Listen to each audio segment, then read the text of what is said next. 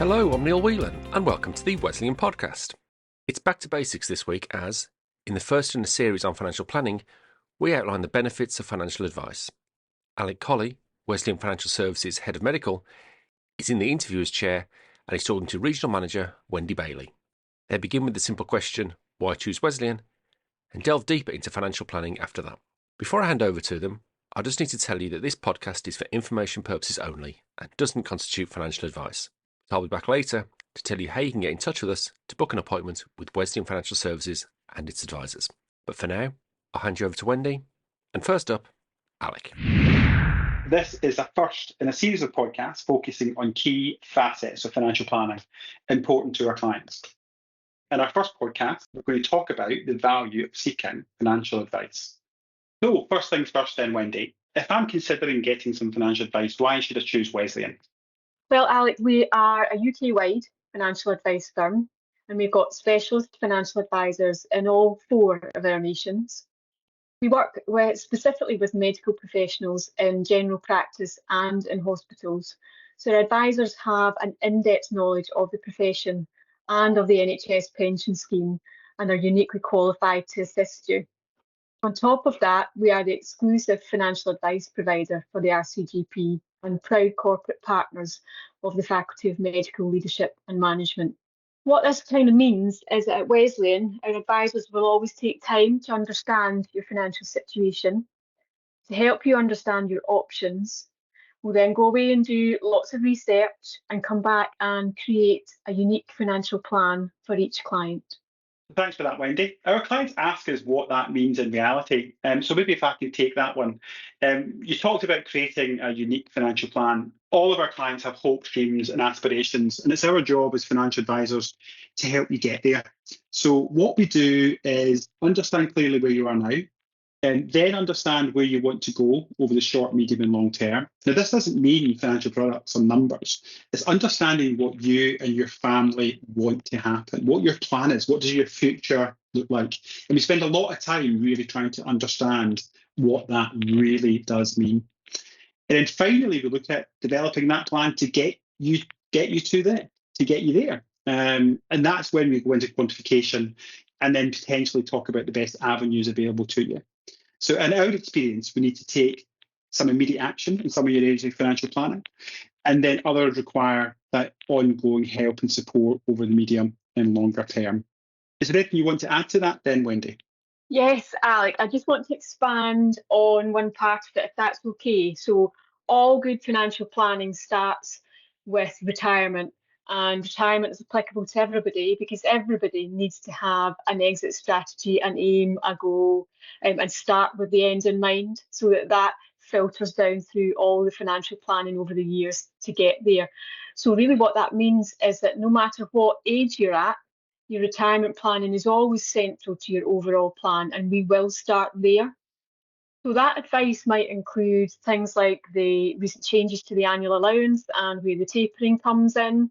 It might include looking at your NHS pension, the lump sum that you qualify for, especially now the 2015 scheme has no automatic lump sum. There may be little adjustments that you might want to make to that pension as well. And also look at how flexible the pension now is and what your possibilities are for early retirement, because let's face it, none of us want to work until we're 68, 69, 70 even. Well, most of us don't.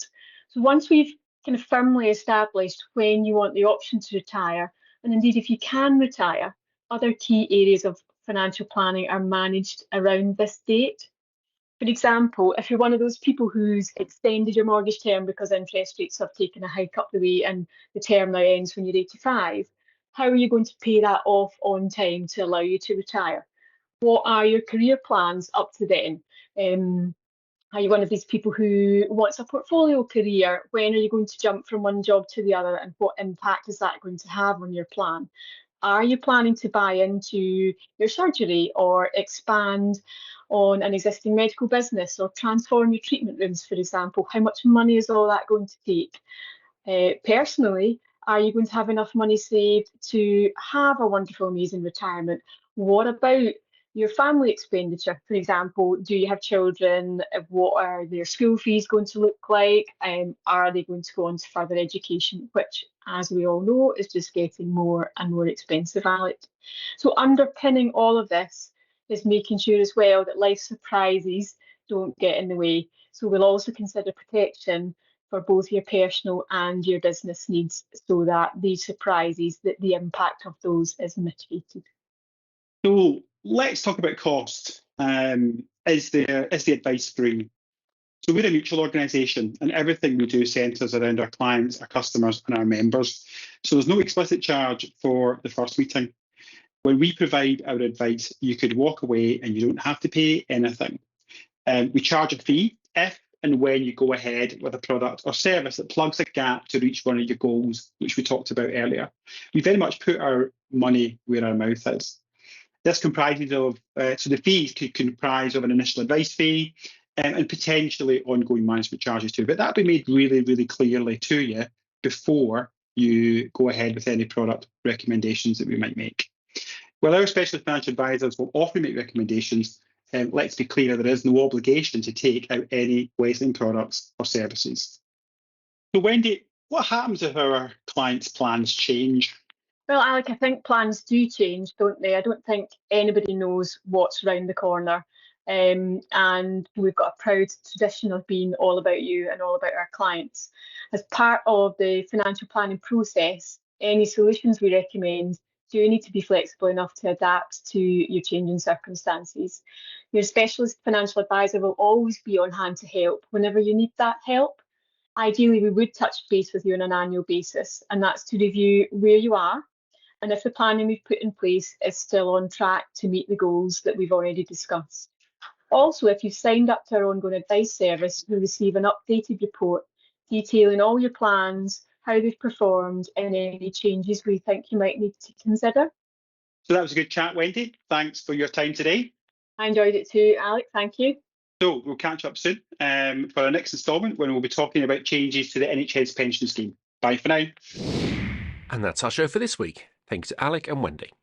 As I said at the beginning, if you are looking for expert financial advice, go to wesleyan.co.uk, where you can book a no-obligation appointment with one of our specialist financial advisors.